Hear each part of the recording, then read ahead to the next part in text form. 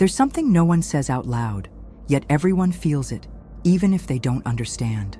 A silent whisper woven into daily habits, as if certain behaviors not only wear down the body, but dim parts of the soul. And the scariest part? It happens gradually, disguised as normalcy. You light a cigarette, take a deep breath, and believe it's just a habit. But what if it's so much more than that? Some ancient manuscripts speak of spiritual seals that, once broken, create subtle cracks through which life force slips away. Modern science is beginning to confirm that the brain doesn't distinguish between addiction and ritual. And in that space between the chemical and the symbolic, something strange occurs. The soul goes quiet, the body repeats, and consciousness drifts off. What is being lost in that moment?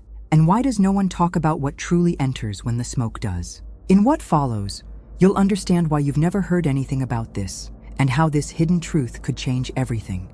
Every time a cigarette is lit, a silent ritual begins, revealing hidden secrets. It's not just the fire consuming the material, but the awakening of an invisible pact. In the moment the smoke rises, a subtle energy shifts and touches the unseen. There's a mysterious power ignited with every drag, dissolving the barriers between the physical and the spiritual. Have you ever asked yourself what's truly being invoked when this ritual begins? Ancient rituals always involved fire and smoke as portals to other realities. Priests and shamans used flames to access forbidden knowledge and hidden energies. Today, when holding a cigarette, something eerily similar comes alive, masked in everyday routine. Modern science points to chemical changes, while spirituality suggests the opening of sacred pathways. Could this simple act conceal the essence of an ancestral pact that few dare to speak of? Each drag becomes a silent ceremony where the body merges with the universe. The molecules in the smoke seem to echo vibrations from ancient eras, inviting the mind to transcend the visible. Research shows that the brain reacts to stimuli that go beyond the physical, reaching into the intangible. It's as if inhalation opens a portal to a dimension filled with wisdom and mystery. Do you feel the familiar dissolving, making room for the enigma of what's truly consuming us? With every ritual lit, an ancient connection is renewed, surprisingly intertwining science and spirituality. It's not just the combustion of matter, but an invisible agreement sealing aspects of our very essence. The act of smoking takes on the shape of ritual, where symbols manifest in one's inner world. Scientists and mystics alike are beginning to recognize something sacred in this seemingly trivial gesture. But what exactly is tied to this pact that silently alters the course of our being? Each puff of smoke draws a veiled proposition for self-discovery, filled with ancestral messages. Shadows cast by the flame carry echoes from a forgotten time, interweaving past and present. The harmony between the chemistry of addiction and spiritual essence reveals a profound enigma, hidden in plain sight. With every inhalation, it feels as though we sign a silent contract with forces that transcend time. Could this invisible agreement carry implications far beyond our immediate understanding? Lighting a cigarette initiates a ritual of transformation, subtly joining the visible with the hidden. The warmth of the flame doesn't just lift the smoke, it summons a call that transcends the ordinary and invites introspection. To attentive eyes, this seemingly simple ceremony reveals traces of an ancient alliance with the unknown. The duality between immediate pleasure and the silent cost of each drag reflects riddles that challenge both science and spirit. But what truly hides behind this quiet pact? A secret capable of shaking your entire perception. The lungs are the first space where life touches the body. Through them, the invisible becomes visible. The air, imperceptible, enters and transforms everything. But are they just organs?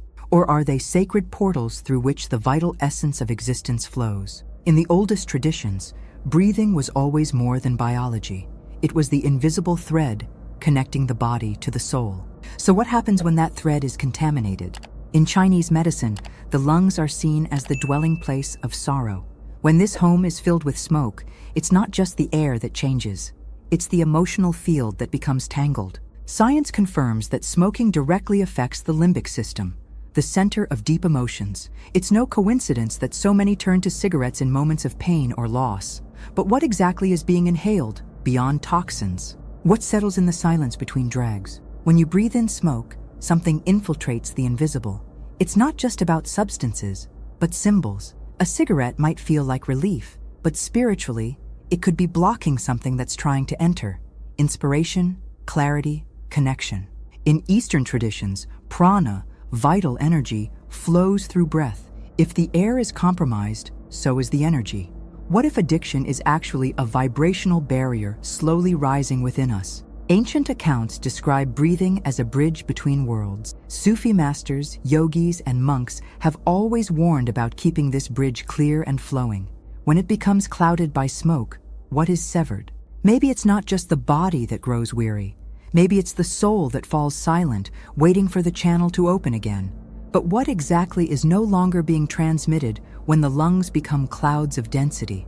If air is the vehicle of divine presence, as some ancient scriptures say, then cigarettes may be acting as a kind of spiritual filter, cutting off subtle parts of what should be flowing freely. Even modern science, without realizing it, confirms this by showing how oxygenation directly impacts mental states and serotonin production. But what about intuition, peace, the higher sensitivity that comes from above? What else is being kept from reaching us? To breathe is essentially to receive. It's to open up to the new. When the act of breathing becomes tied to smoke, control, and anxiety, what does that say about what we're truly willing to accept in our lives? Is the cigarette just a choice, or an unconscious reflection of a deeper spiritual refusal? What if, without realizing it, we were closing the doors to something that came to remind us of who we truly are? Nicotine plays a far deeper role than we think. It doesn't just soothe, it imprints. Every time it enters the body, it alters circuits, rewires emotions, and imprints a vibrational pattern that goes beyond the flesh. It's like an energetic signature repeating itself, an invisible seal etched into every cell. But who is signing that contract, and what's being promised in return? The human brain is a habit-making machine, but from a spiritual perspective, it's also an electromagnetic field, sensitive to external frequencies. In this light, the cigarette doesn't just act as a chemical addiction, but as a silent programmer. It encodes sensations, activates rewards, and shapes repetitive behaviors, creating deep ties to the subconscious mind. And the more the habit takes root, the harder it becomes to break this invisible pattern. Carl Jung warned that what is not brought to consciousness returns as fate. But what happens when that fate is shaped by chemically induced impulses? Modern spirituality suggests that every choice vibrates at a certain frequency. And when that choice is made repeatedly, it begins to vibrate in place of our own will. A cigarette may seem like a simple decision, but is it really you making that decision? There's something unsettling about the way nicotine works. It offers instant relief in exchange for gradual surrender. It's a comfort that demands your presence day after day.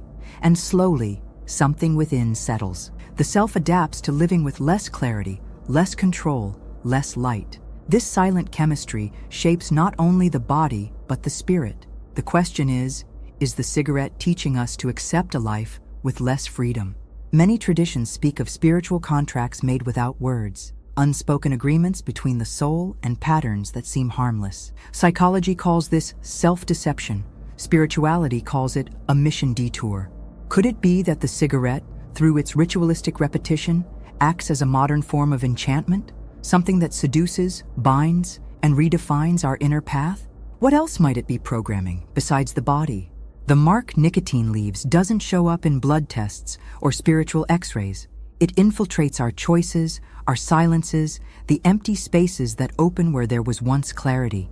And the more it settles in, the harder it becomes to remember who we were before. But what if this invisible signature is sealing something much deeper, something that might still be undone? Since ancient times, smoke has been seen as a bridge between worlds. Shamans burned herbs to connect with spirits.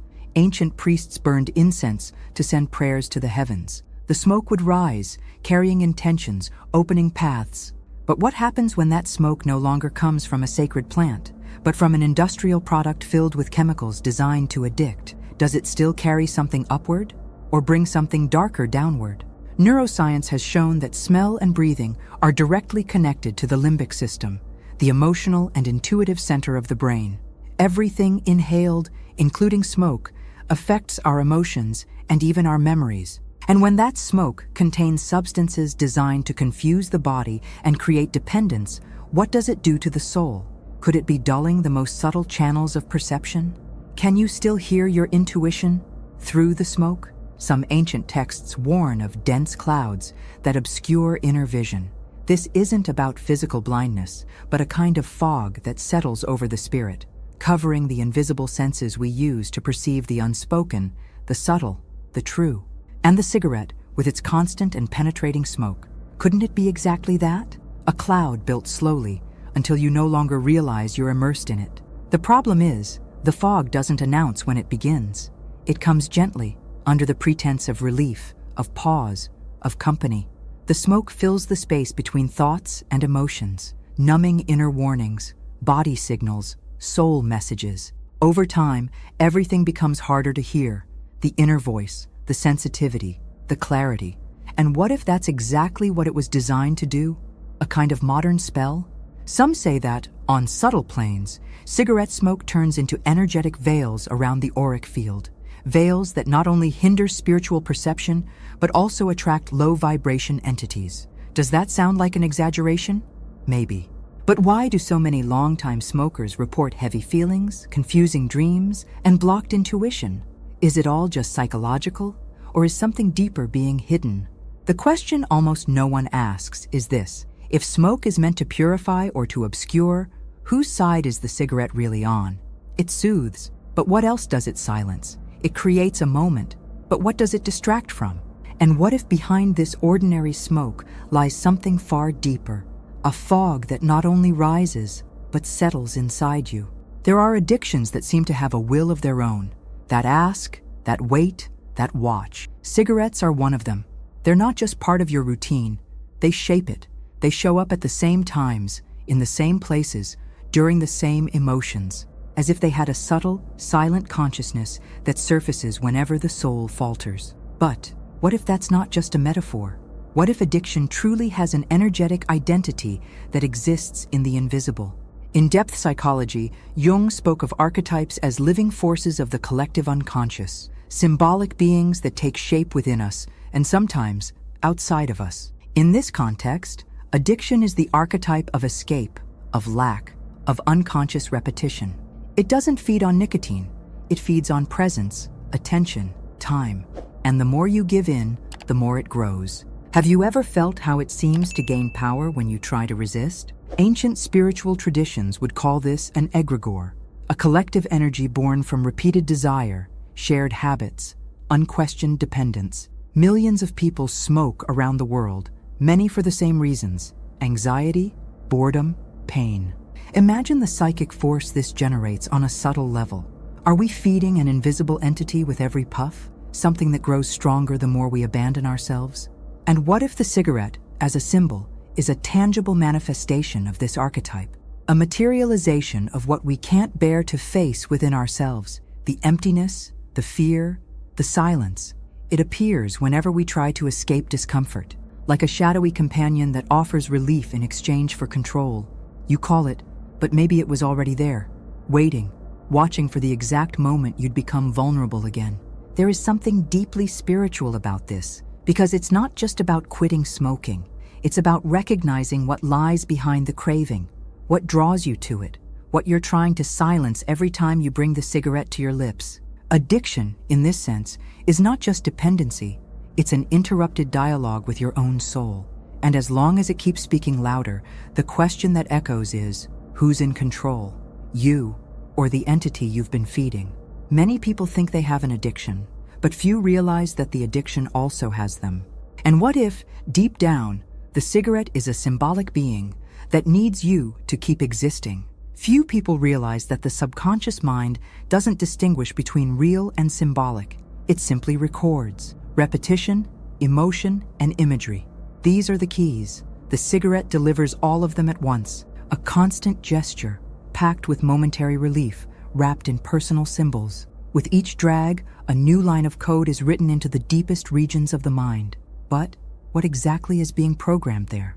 Neuroscience has already shown that about 95% of our actions come from the subconscious. In other words, it's not reason that moves us, but the set of patterns we've internalized over a lifetime. The cigarette, as a habit, escapes consciousness and installs itself in the automatic. But there's something even more unsettling. This automatic behavior silently shapes our identity. Could it be that by smoking, we're rewriting who we are, without realizing it? Carl Jung said that what we leave in the shadow ends up controlling us, and the cigarette, with its almost ritualistic repetition, begins to take root in that dark space, becoming part of who we are, or who we think we are. Spiritually, this is powerful, because what hides in the subconscious also manifests in the energetic field. And what if, without meaning to, we're shaping our reality based on a program created by addiction? Nicotine doesn't just soothe, it rewards, and that's where the subconscious mind bows. A simple act becomes a need. The mind learns that this small stimulus means safety, relaxation, peace, even if the cost is high, even if it's all an illusion. What if we're actually training our brain to seek peace in the very place that destroys us? The paradox is deep, and almost no one talks about it. Spiritually, every repetition carries weight. Every mental pattern creates a path. The mind is like fertile ground. What you plant there grows. But what happens when the seed is an unconscious impulse triggered by a substance designed to trap you? And what if, without realizing it, we're programming our minds to reject silence and seek relief in something that only creates more noise inside? With each cigarette lit, another line of code is written deep into the psyche. But who's writing that program? And what exactly is it preparing us to forget? Smoking seems, at first glance, like a gesture of choice, a moment of pause, a refuge amid chaos. But here's a detail that often goes unnoticed. Who's really in control in that moment? The cigarette offers a sense of control over stress, over time, even over the body itself. But behind this illusion of control, there's a deeper structure, a structure of submission, accepted without question. Breathing is one of the only bodily processes that can be either conscious or unconscious. It is the direct bridge between the mind and the spirit. Pranayama, in ancient yoga systems, is literally the control of vital energy through air. Now think, what happens when that bridge is used to inhale toxins? Instead of controlling energy, are we disconnecting from it? Could the cigarette be a modern way of cutting ourselves off from our inner source? The act of smoking is methodical. You bring the cigarette to your lips, take a deep drag, release the air slowly. It's almost an inverted meditation, a kind of anti-ritual. While ancient breathing techniques expand consciousness, this act compresses it, numbs it. And the most disturbing part? Many believe they are calming themselves, when in fact they are surrendering to a pattern that limits them. Isn't it curious how the illusion of peace can be the most effective trap? By repeating this behavior daily, a narrative starts to form in the subconscious mind. I need this to feel good. That belief is not just mental. It becomes a vibrational code that spreads through the person's entire energetic field.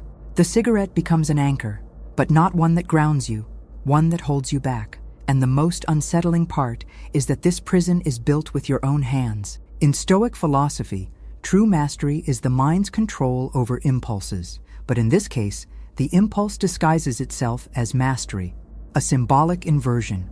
You smoke to feel in control, but the act itself is evidence that control has already been handed over. When did this exchange happen? When did relief start costing so much without anyone noticing? Many see the cigarette as a companion in difficult times, but could it actually be the reflection of our own surrender, disguised as strength? And what if this seemingly ordinary gesture is actually the repeated mark of a silent agreement that we are no longer the owners of ourselves? In ancient texts, there are mysterious mentions of smokes that attract what has no form. Egyptian priests, Tibetan monks, and pre-Columbian shamans all knew. Not all smoke is harmless. Some purify, others summon. But what exactly do they summon? In this context, the cigarette is not just a product. It is a channel, a silent call to something that perhaps should not be awakened. Occult theories suggest that certain constant habits, when connected to fire and breath, can open rifts in the veil's separating dimensions. Smoke, as it rises, doesn't just disperse into the air. It pierces through layers. And the cigarette, with its ritualistic repetition, may be one of the most common practices of unintentional opening. Have you ever wondered what might be watching from the other side when that smoke portal forms? Mystical accounts point out that in altered states of consciousness, even if artificially induced, the spiritual field becomes more vulnerable. This includes states of relaxation caused by substances, Nicotine, though less psychedelic than other drugs, alters perception, blurs the senses, shifts focus. In that state, it's said, certain presences draw near, not violently, but subtly. Are these just metaphors? Or is something truly waiting for the right frequency? In many spiritual houses, people are advised not to smoke before meditating, praying, or sleeping. This isn't just for physical health, it's a spiritual protection. Because according to these teachings, the energetic field fragments when substance, mind, and unconscious ritual are mixed. And the cigarette, as simple as it seems, combines exactly these three elements.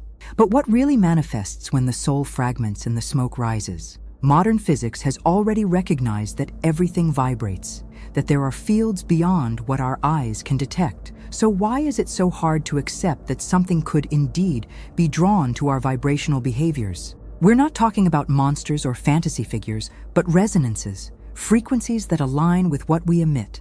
And what, exactly, does cigarette smoke communicate? To what lives on the edges of the invisible? You think you're alone when you smoke, but what if there are eyes that can only see through the smoke? And what if, without realizing it, we're lighting more than just a cigarette and attracting presences that were never meant to come near? There's a kind of fatigue that doesn't show up in tests, a strange emptiness that settles slowly, like a distant echo. Many smokers report this feeling, a subtle, almost imperceptible discomfort that grows deep in the chest. It's not just physical. It's not just emotional. It's as if something inside is trying to speak, but the voice can't make it through the smoke. Could this be the muffled cry of the soul?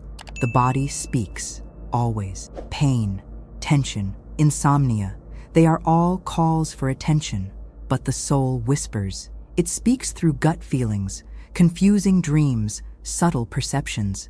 And when that whisper is ignored, something goes silent. In that sense, the cigarette becomes the perfect silencer. It numbs.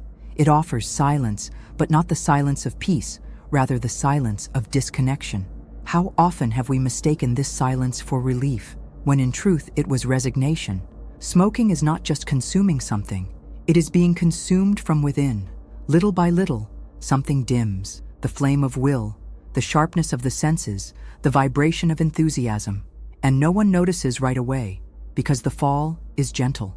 The soul, when unheard, withdraws, not out of weakness, but out of respect. It waits for the mind to start listening again, for the body to stop resisting.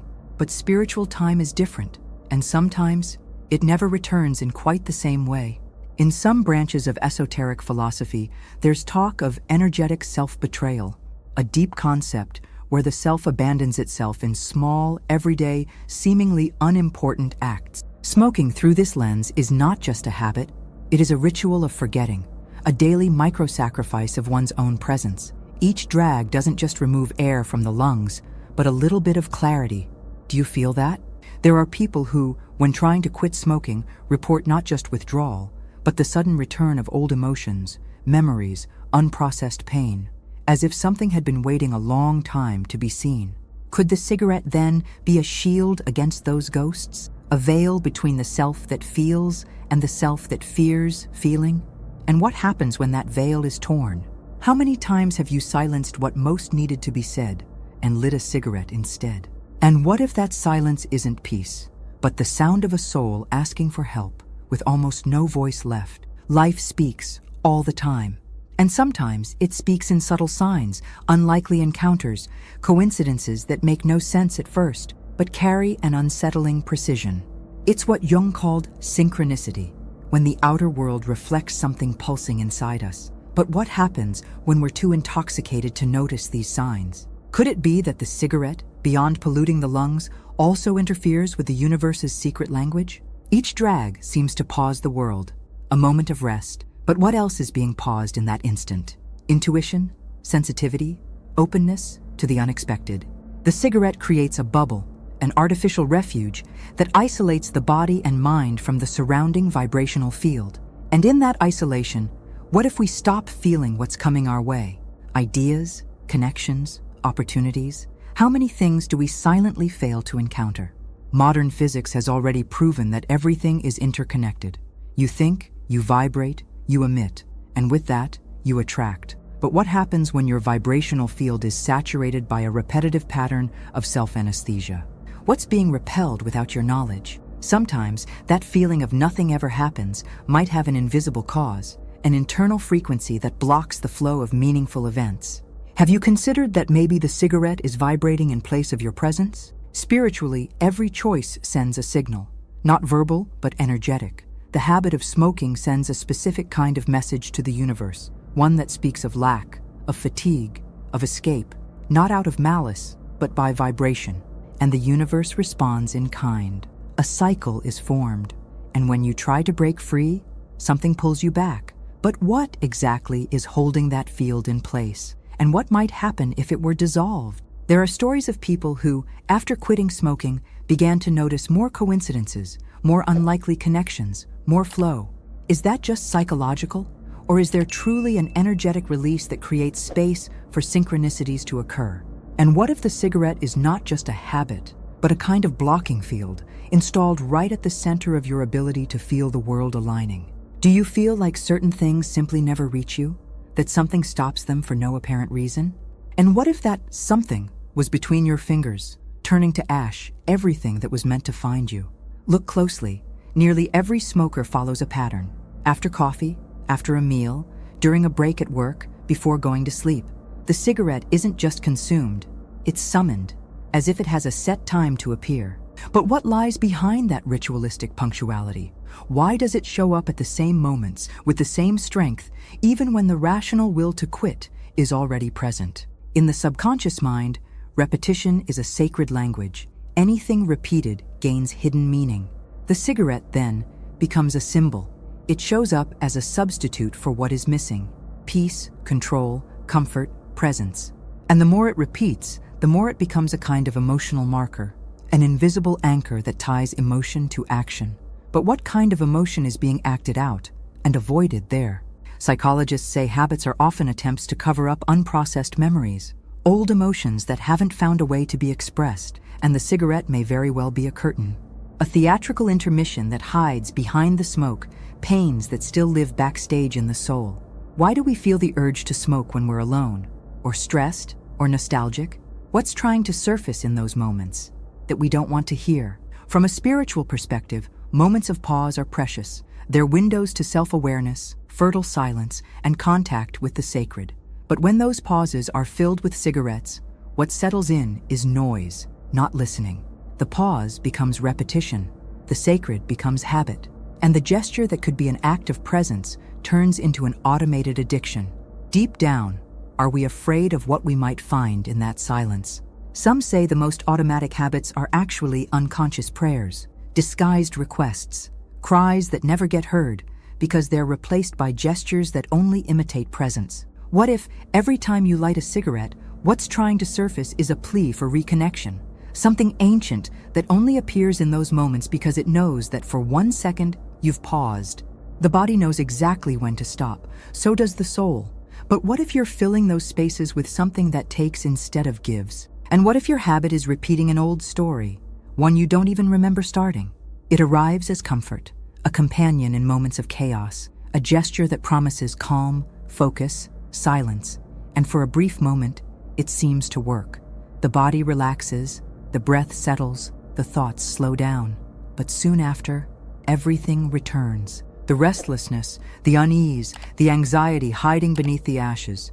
And a disturbing question arises: does the cigarette really calm you, or just postpone what needs to be felt? Neuroscience explains that nicotine activates pleasure centers in the brain: dopamine, serotonin, neurotransmitters linked to well-being. But the effect is short-lived. What many feel as relief is actually the end of the withdrawal that the cigarette itself caused. It's like putting out a fire with the same spark that started it. Relief, in this case, becomes addiction. And addiction, spiritually, is a prison disguised as freedom. In Buddhist tradition, there is talk of desire traps, things that seem to free us but bind us even more. Cigarettes fit this concept perfectly. They offer immediate escape, a quick way out of pain, but in return, they demand loyalty. And the more you turn to them for relief, the more they become necessary to handle the very discomfort they've intensified. Do you feel that? The sense that you need it, even when you know you don't. Modern spirituality points out that every illusion has an energetic cost. Something becomes unbalanced when we look outward for what can only be resolved within. The cigarette then becomes a symbol of displacement. Instead of dealing with the emotion, you light a cigarette. Instead of listening to intuition, you inhale smoke. And in this cycle, the message the soul was trying to send is lost, all for a relief that never feels whole. The issue isn't relief itself, but the source of that relief. False reliefs create real dependencies, and what once felt like a conscious choice slowly turns into a spiritual automatic response. Not because of a lack of willpower, but because of a silent substitution. We traded listening for action, pain for impulse, transformation for repetition. What does this teach us about our true needs? If the cigarette brings relief, why does the soul remain restless even after the smoke clears? And what if that sensation of comfort is only the surface layer of a much deeper absence, one that can only be filled from the inside out? There are habits that don't just hide, they reveal. Cigarettes are one of them. Behind the smoke, there's always a story, an unresolved trauma, an undigested absence, an emotion that never found a place to exist. For many, smoking is a reversed mirror. It shows what the person is trying to hide. But how can you see the reflection if it's always wrapped in smoke? The act of smoking often comes with silence, a silence full of unspoken thoughts, unexpressed emotions. Carl Jung said, "We are what we avoid facing in ourselves." And in those moments of isolation, the cigarette works like a curtain, a small veil between what's inside and what could come to the surface. Have you ever asked yourself what you really feel when you smoke, beyond the momentary relief? Psychology knows that the body stores everything the mind tries to forget, and cigarettes, with their repeated gesture, often become associated with old memories, childhoods marked by abandonment, relationships that left scars, fears that don't know how to leave. Each drag, in this context, is not just an escape, it's a symbolic attempt to process what hasn't been understood. But what happens when that attempt becomes the only way of coping? Spiritually, it's said that cigarettes are masked messengers. They don't come to destroy, but to warn, to say, there is pain here. But most people don't listen. The smoke becomes an anesthetic, a distraction, a defense mechanism against the self. And with every repetition, the signal grows louder, until the body starts responding, vitality drops, and the signs become screams. But is there still time to hear them? What's most curious is that in many cases, cigarettes begin as a symbol of strength. I can handle this, I can hold it all in. But slowly, what was once resilience becomes exhaustion, and what was a mirror becomes a wall of smoke between you and the parts of yourself that are begging for attention, the parts you tried to forget, but that never left. And now, maybe they just want to be seen. Do you have the courage to look through the smoke and see what's really there? And what if the cigarette isn't the problem, but the visible tip of a truth you're afraid to face? In Hindu spiritual tradition, the chakras are energy centers that regulate life across different dimensions of being: physical, emotional, mental, and spiritual. The cigarette, through its direct action on the breath and the body, mainly affects two of them: the heart chakra, connected to the lungs, and the throat chakra, connected to communication and expression. But what happens when these centers are crossed, day after day, by dense and heavy smoke? The heart chakra represents more than emotion. It's the center of compassion, empathy, and connection, with others and with oneself. When breathing is shallow or toxic, that flow is disrupted. And little by little, what should be openness and exchange becomes closure and defense. Have you ever felt it difficult to connect with others, or even with yourself, without knowing why? Could that barrier be more than just emotional? The throat, in turn, is the portal of truth. Not just what's spoken, but what's felt and never expressed. The cigarette acts exactly there, creating a subtle blockage, not visible, but real. How often do we swallow our words, suppress our feelings, hide our desires? And what if the cigarette is, symbolically, a way of silencing what needs to be said? As if the smoke is filling the space meant for what never had a voice. From an energetic perspective, everything that doesn't flow becomes diseased. Stagnant energy causes disconnection, and disconnection brings suffering.